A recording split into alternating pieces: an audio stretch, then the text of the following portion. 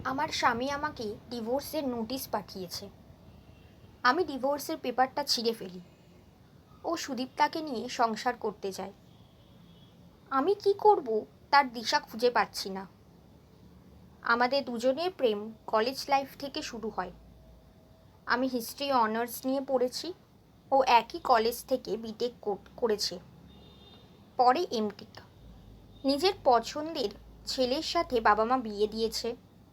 উচ্চশিক্ষিত সুদর্শন পাত্র, মার্জিত ভাষায় কথা বলে। ওর প্রতি যে কোনো মেয়েরই আকর্ষিত হওয়াটা স্বাভাবিক, কিন্তু সেই সময় আমাকে পছন্দ হয়। আমাকে ভালোবেসে বিয়ে করে। আমরা ধনী নই, বরং মধ্যবিত্ত। তাই অর্থের মোহে বিয়ে করেছিল বলা যাবে না। আমাকে দেখতে খুব সুন্দরী না হলেও ছিমছাম গড়নের অ্যাভারেজ লুকিং মেয়ে ছিলাম। আমি আজও বিশ্বাস করি হয়তো সেদিন সত্যিই আমাকে ভালোবেসে বিয়ে করেছিল।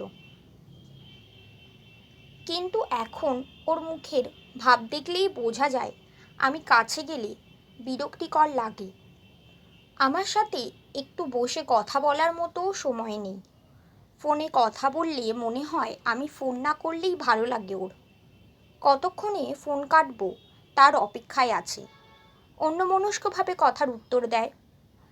অরিত্র বড় আইটি কোম্পানির উঁচু পোস্টে চাকরি করে। বিয়ের পরে ওকে বেশি দিন কাছে পাইনি। বাড়ির বাইরে বাইরে থেকেই কাজ করে।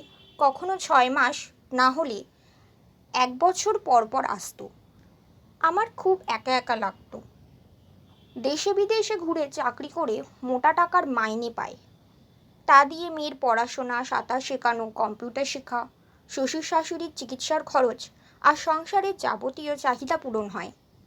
ওর একার উপার্জনের উপরে নির্ভর করে পরিবার টিকে আছে। আমি হয়তো চাকরি করলে তা ভাগ করে নিতাম। শ্বশুর শাশুড়ির জন্য সারা জীবন ধরে পরিশ্রম করে এত কিছু করে দিলেও ওনারা ছেলের কাছেই ফিরে যাবেন। সন্তানের জন্যে মন কাঁদবেই। ছেলে থাকতে বৌমাকে সাপোর্ট করবে কেন? বাবার আগের বারই মাইনর হার্ট অ্যাটাক হয়। আমি একাই সব সামলেছি। দুবাই থেকে অরিত্র শুধু টাকাটা পাঠিয়েছে। বিপদের সময় আপনজন পরিবারের কাছে থাকলে মেন্টালি সাপোর্ট পাওয়া যায়। সেটা ওর কাছে গুরুত্বপূর্ণ নয়। রিমি হওয়ার পরে বায়না ধরেছিলাম, অনেকবার বলেছিলাম ওর সঙ্গে আমাদের নিয়ে যেতে। অরিত্র যেখানেই যাক না কেন, তিনজনে মিলে একসাথে থাকবো। মা বাবাকে দেখার কেউ নেই এই অজুহাতে নিয়ে গেল না। তারপর থেকে খুব ঘন ঘন ট্যুরে যেত। তখন থেকেই বোধ হয় সুদীপ্তার সঙ্গে সম্পর্ক তৈরি হয়েছিল। কিন্তু এখন তো সুদীপ্তা ওর শরীর মন দখলে নেওয়ার সাথে সাথে মাথাটাও খেয়েছে। খুব ঘনিষ্ঠভাবে জড়িয়ে পড়েছে দুজনে। আত্মীয় স্বজনদের মধ্যে জানাজানি হয়ে গেছে সব। অরিত্র তাদের বলেছে সকলের চোখে পরিবারের কাছে, এমনকি আমিও বলবো মুখার্জি বাড়ির বৌমা হিসাবে বা অরিত্র মুখার্জির স্ত্রী হিসেবেও রচনা বেস্ট। কারোর সাথে ওর তুলনা করা চলে না। কিন্তু রচনা জানে অরিত্রর হৃদয় অন্য কারোর নাম লেখা আছে, যেখানে ও জায়গা করে নিতে পারেনি। অরিত্র যাকে ভালোবাসে সেই মেয়েটা ওর স্ত্রী নয়। ও এখন সুদীপ্তাকে ছাড়া আর কিছুই ভাবতে পারছে না। রচনা আগের মতো ঝকঝকে উজ্জ্বল প্রাণোচ্ছল যুবতী নেই। ক্লান্ত শরীরে বয়সের ছাপ স্পষ্ট। হালকা মেদও জমেছে। ডিভোর্সের চিন্তায় চোখের তলায় ডার্ক সার্কেল পড়েছে। 35-এর একজন মহিলা যে শুধু রিমির মা। অরিত্রর পাশে দাঁড়ালে বেমানান লাগে। ওর স্ত্রী হওয়ার যোগ্যতা হারিয়ে ফেলেছে।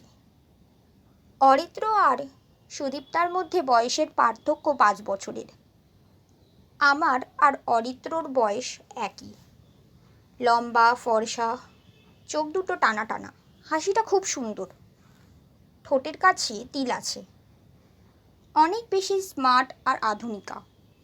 অরিত্র যখন পছন্দ করেছে তখন নিশ্চয়ই কিছু স্পেশাল দেখেছে। রচনা ওর মতো চার্মিং নয়।